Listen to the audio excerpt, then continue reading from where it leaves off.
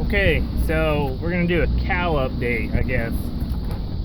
There's not enough cows on my channel, so I'm gonna make you guys look at more cows. And I came to get a syrup feeder, but I'm really just these are my wife's and mine's cows, and they're doing pretty good. They're the ones I bought this spring because I was broke after yearlings, so I bought some cows, and the calves are doing good.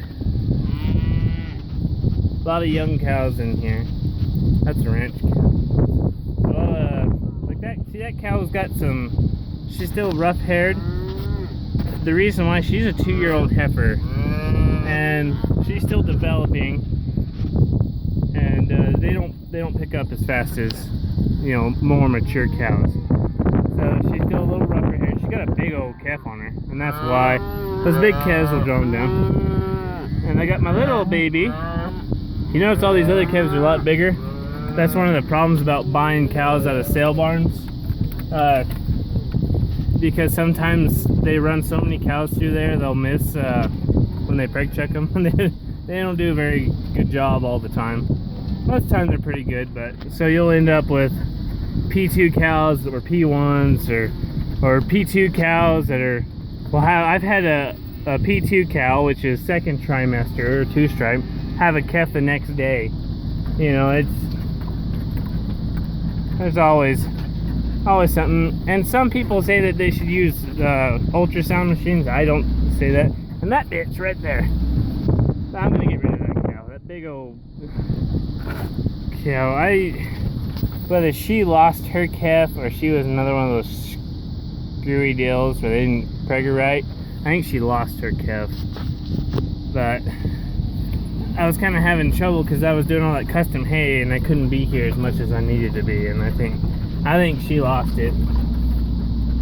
But I also had some of the cows out of the same bunch as her that were preg completely wrong, so I'm hoping that she has a baby.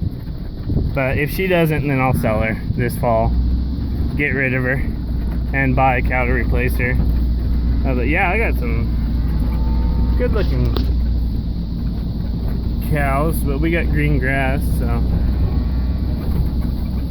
I'm killing time for a John Deere mechanic to get here to go back over the transmission in the 7810. They had a huge hydraulic leak earlier this morning, and I'm not even going to touch it. I just told them to come fix it. And they asked me, well, was it a hose? I don't know. I'm not going to touch it.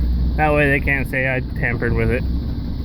Which, whatever. I really don't care at this point, as long as they fix it. But yeah, these are not all of them, but it's nice and green. Got some grass growing, and it looks like maybe a little bit of rain on the horizon.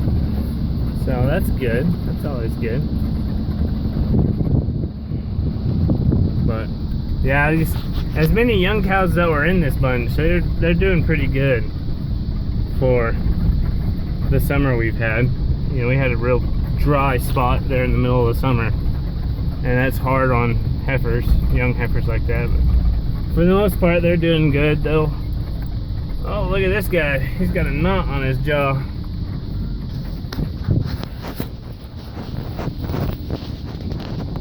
See that? That little knot?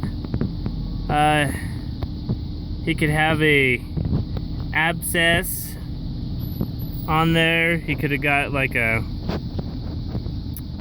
There's another little 2-year-old heifer. He could have had like a thorn poke in there and it's festering, or an abscess, or, you know, a snake bite that's going down. So we'll have to watch that, make sure it goes down, and if it doesn't go down by the time we wean them, then we'll lance it. I have my wife do that. She likes to do those things. I hate that. I think it's just gross.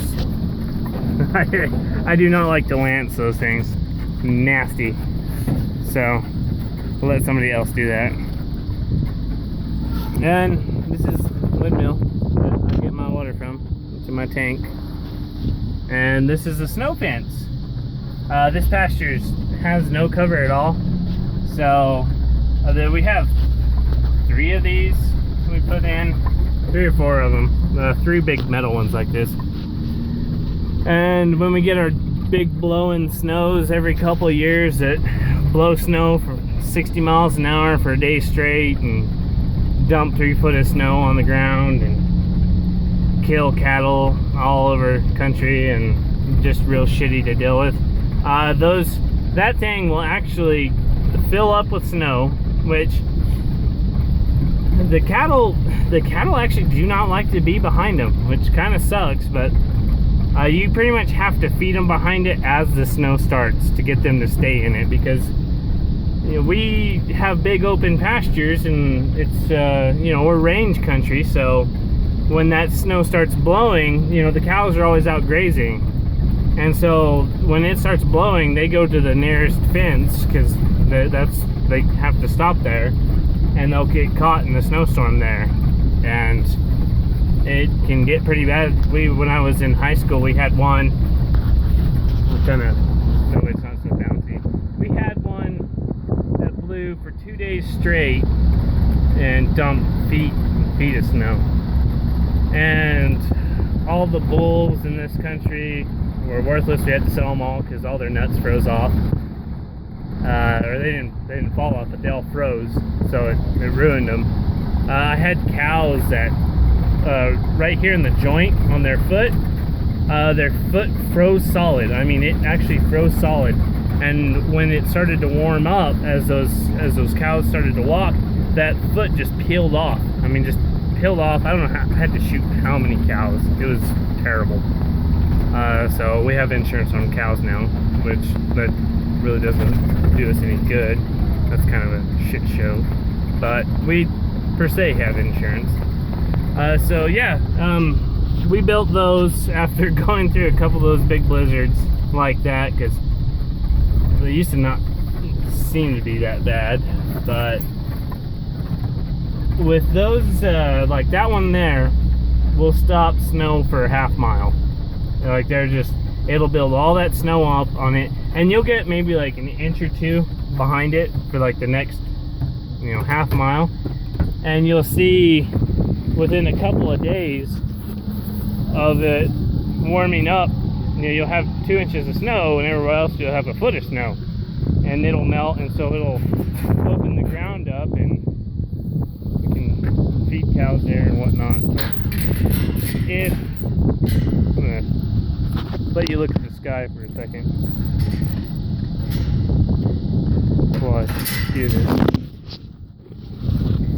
If you can get the cows fed, and a lot of times we will, like where we have those, or our barn or something, we'll go out right as the snow starts or before the snow starts, and we'll take all the cows up to those breaks and we'll feed them there. That way they're there when it starts really snowing, and they'll stay there. But if they're not there when the snow starts, they won't get behind them. That's kind of the shitty thing about them. But yeah, just thought you'd like to see that, see how that little group of cows is doing. If we have green grass for the rest of the summer and up until it freezes, we ought to wean 500 plus pound calves off. Maybe even a little bit bigger, maybe 550. That would be really nice. But thanks for watching. Comment, rate, subscribe if you want to. If you don't, it's whatever. But thanks.